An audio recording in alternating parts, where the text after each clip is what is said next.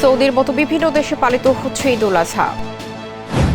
হাসপাতালে নেওয়া হলো নেতানিয়াহুকে। বিভিন্ন দেশে ভিন্ন ভিন্নভাবে পালিত হয় কোরবানির ঈদ। অপরাধীকে ধরতে নারী সাজল পুলিশ। এবার প্রকাশ্যে আমেরিকানদের সফলতার গোপন পর্ব। শুনছিলেন শিরোনাম, এবার বিস্তারিত।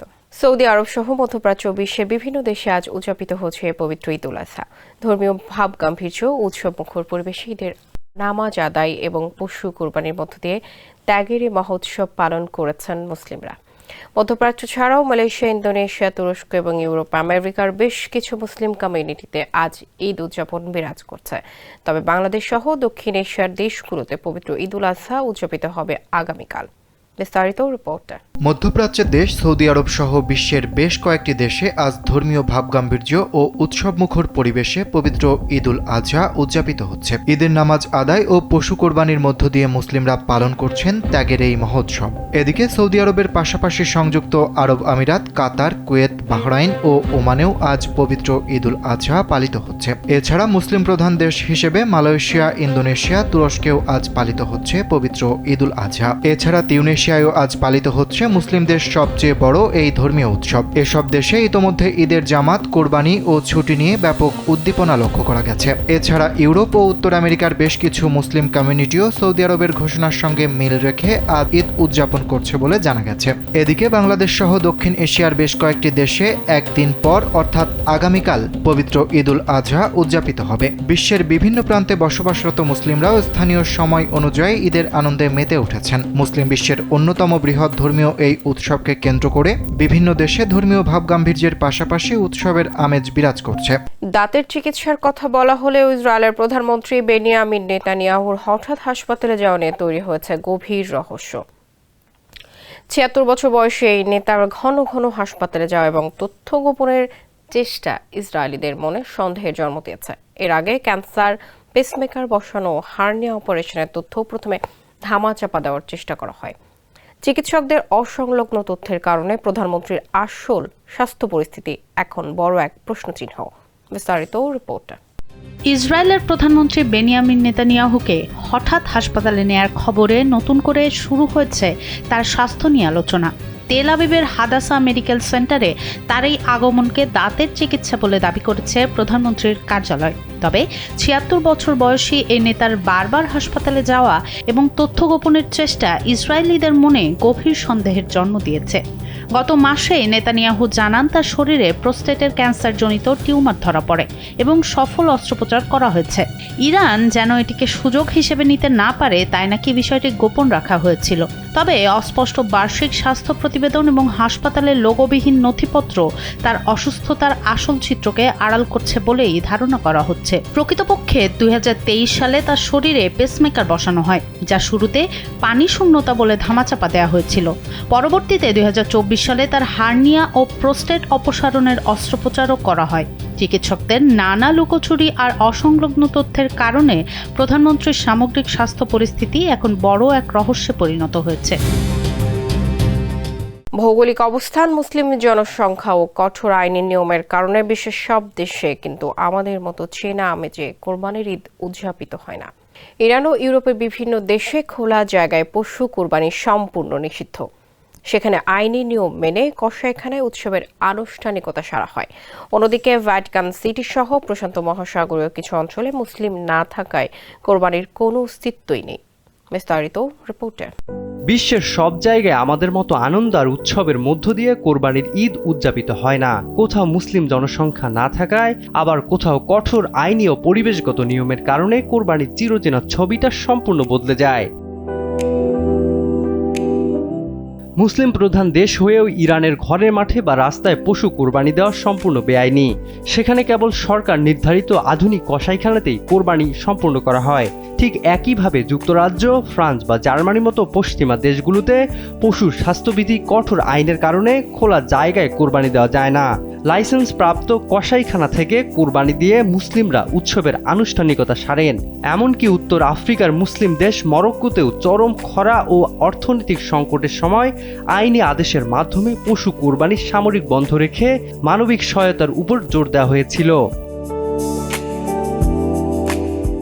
খ্রিস্ট ধর্মের পবিত্রতম কেন্দ্র ভ্যাটিকান সিটিতে কোনো মুসলিম নাগরিক বা স্থায়ী বাসিন্দা নেই, ফলে বিশ্বের একমাত্র সার্বভৌম রাষ্ট্রটিতে কোরবানির কোনো অস্তিত্ব নেই। একইভাবেই টোকেলাও কুক দ্বীপপুঞ্জের মতো প্রশান্ত মহাসাগরীয় প্রত্যন্ত অঞ্চলে ইসলামের আলো বা মুসলিম জনসংখ্যা না থাকায় সেখানে ঈদের কোনো আবহ দেখা যায় না। এই ভিন্নতা আমাদের শেখায় স্থান ও পরিস্থিতি ভেদে উৎসবের রূপ বদলালেও ত্যাগের মূল চেতনা সবখানেই এক। সালমান ইসলাম, পলক, কালবেলা। সিনেমার গল্পকেও হার মানানো বাস্তবের এক ঘটনা। থাইল্যান্ডে কুখ্যাত এক মাদক ব্যবসায়ীকে হাতে নাতে ধরতে নারী সেজে ছদ্মবেশে নিলেন পুরুষ পুলিশ কর্মীরা। ঝলমলে পোশাক আর রূপটান দিয়ে নর্তকীর বেশে ওত পেতে থেকে মেঘা নামের ওই পাচারকারীকে গ্রেফতার করে তারা। সফল অভিযান শেষে নর্তকীর পোশাকেই পুলিশের হাসি মুখের ছবি এখন সামাজিক যোগাযোগ মাধ্যমে ভাইরাল। বিস্তারিত রিপোর্টে। ঠিক যেন সিনেমার সেই দৃশ্য যেখানে অপরাধীকে ধরতে নানা রকম ছদ্মবেশ ধরে পুলিশ, তবে এবার বাস্তবেই ঘটল ঠিক তেমনই এক ঘটনা। কুখ্যাত মাদক ব্যবসায়ীকে ধরতে নারী সেজে পুরুষ পুলিশ কর্মীরা যা করলো তা শুনলে সিনেমার সেই দৃশ্যের কথাই বারবার মনে পড়বে। গোপন সূত্রে পুলিশ জানতে পারে মেখাফা ওয়াপ নামের এক ব্যবসায়ী একটি অনুষ্ঠানে মাদক পাচার করতে পারেন। তাকে হাতে নাতে ধরতে 5 জন পুরুষ ও 1 জন মহিলা পুলিশ কর্মীর একটি বিশেষ দল গঠন করা হয়। পরিকল্পনা মাফিক মহিলা সহ বাকি 5 পুরুষ পুলিশ কর্মীও নর্তকীর বেশে সেখানে হাজির হন। তাদের দেখে বোঝার উপায় নেই যে তারা সবাই পুলিশের তুখোড় কর্মী। পুরুষ পুলিশরা রীতিমতো রূপটান ও ঝলমলে পোশাক পরে নর্তকী সেজে ওত পেতেছিলেন। এরপর মাদক পাচারের সময় মেঘাকে হাতে নাতে গ্রেফতার করা হয়। তার কাছ থেকে 53টি মেথামফেটামিন বড়ি, 200টির বেশি প্লাস্টিকের ব্যাগ ও মোবাইল উদ্ধার করে পুলিশ। সফল অভিযান শেষে নর্তকীর বেশেই হাসি মুখে ছবি তোলেন পুলিশ কর্মীরা, যা ফেসবুকে আসতেই ভাইরাল হয়। ঘটনাটি ঘটেছে পূর্ব থাইল্যান্ডের থা লুয়াংয়ে। ভিয়েতনামের সংবাদ মাধ্যম দই সং অ্যান্ড ফাপলুয়াত জানায়, থাইল্যান্ড পুলিশের এমন অদ্ভুত কাণ্ড এটাই প্রথম নয়। এর আগেও ব্যাংককে এক অপরাধীকে ধরতে তারা সিংহের ছদ্মবেশ নিয়েছিলেন। সনম সিদ্দিকী, কালবেলা। বিশ্ববাজারে যে কোনো ট্রেন্ড বা ব্যবসা শুরুর ক্ষেত্রে আমেরিকানরা কিভাবে সবসময় এক ধাপ এগিয়ে থাকে, এর পেছনে কোনো জাদুকরি কাঠি নয়, বরং রয়েছে অ্যাডভান্সড ডেটা অ্যানালিটিক্স, নিখুঁত দূরদর্শিতা এবং ঝুঁকি নেওয়ার সাহস। কৃত্রিম বুদ্ধিমত্তা থেকে শুরু করে অনলাইন শপিং সব ক্ষেত্রে চাহিদা তৈরির আগেই প্রস্তুতি সারে সিলিকন ভ্যালির স্টার্টআপগুলো। এ নিয়ে বিস্তারিত সনম সিদ্দিকের রিপোর্টে। কখনো কি ভেবে দেখেছেন আমেরিকানরা কিভাবে সবার থেকে এক ধাপ এগিয়ে থাকে? যে ট্রেন্ডের কথা আপনি আজকে ভাবছেন, তারা সেটা নিয়ে 3 বছর আগেই ব্যবসা শুরু করে দিয়েছে, আর এটাই তাদের সবচেয়ে বড় শক্তিগুলোর একটি। প্রশ্ন হলো, আমেরিকানরা কিভাবে সবার আগে বুঝে ফেলে কোন জিনিস ভবিষ্যতে ভাইরাল হবে? কোনো জাদুর কাঠি, নাকি এর পেছনে রয়েছে এমন এক গোপন ফর্মুলা যা সাধারণ মানুষের মাথায়ই আসে না? আমেরিকানরা ব্যবসার সিদ্ধান্ত আবেগ বা অনুমানের উপর ভিত্তি করে নেয় না। তারা ব্যবহার করে অ্যাডভান্স ডেটা অ্যানালিটিক্স, গুগলের search history, social media trend এবং এআই টুল দিয়ে তারা নিখুঁতভাবে ট্র্যাক করে মানুষের লাইফস্টাইলে কি কি পরিবর্তন আসছে। টিকটক, রেডিট, গুগল ট্রেন্ডস কিংবা অনলাইন কমিউনিটিতে কোন বিষয় দ্রুত জনপ্রিয় হচ্ছে সেটি তারা নিয়মিত বিশ্লেষণ করে। বাজারে কোনো পণ্যের চাহিদা তৈরি হওয়ার অন্তত 6 মাস আগেই তারা ডেটা দেখে বুঝে যায় ভবিষ্যতের হটকেক কি হতে চলেছে। উদাহরণ হিসেবে বলা যায়, এআই বা কৃত্রিম বুদ্ধিমত্তা জনপ্রিয় হওয়ার অনেক আগেই যুক্তরাষ্ট্রের বহু স্টার্টআপ এই প্রযুক্তি নিয়ে কাজ শুরু করেছিল। পরে যখন পুরো বিশ্ব এআই নিয়ে আগ্রহী হলো, তখন তারাই বাজারের বড় অংশ দখল করে নেয়। একইভাবে online shopping, food delivery, podcast বা শর্ট ভিডিও কন্টেন্ট এসব ক্ষেত্রেও আমেরিকান উদ্যোক্তারা ট্রেন্ড শুরু হওয়ার আগেই প্রস্তুতি নিয়ে ফেলেছিল। আরেকটি বড় কারণ হলো তারা ঝুঁকি নিতে ভয় পায় না।